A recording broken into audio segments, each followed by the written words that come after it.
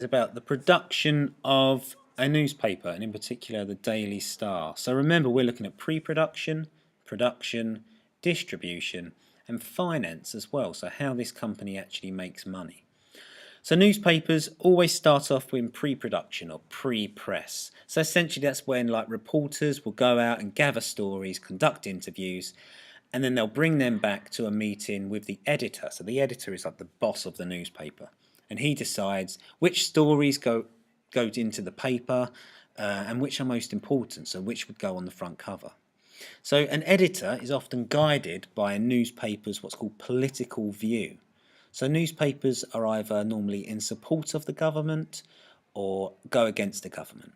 So for example, an anti-immigration newspaper like the Daily Star would probably show lots more negative newspaper stories about immigration than, say, a newspaper like the Daily Mirror, which is a bit more pro-immigration.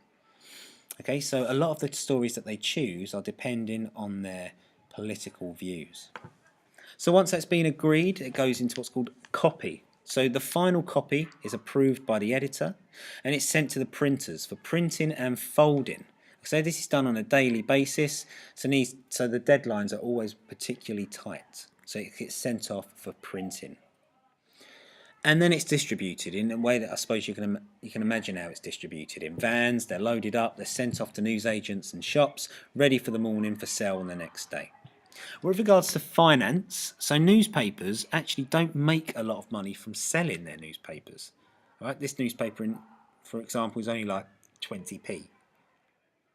So you can't make a lot of money. But what they do is they sell pages to adverts. So companies like, in this case, Harry Ramsden's, the fish and chip shop owners, there'll be other adverts in there probably for beer or Coca-Cola or McDonald's, and those companies will buy pages in the newspaper in order to run their adverts.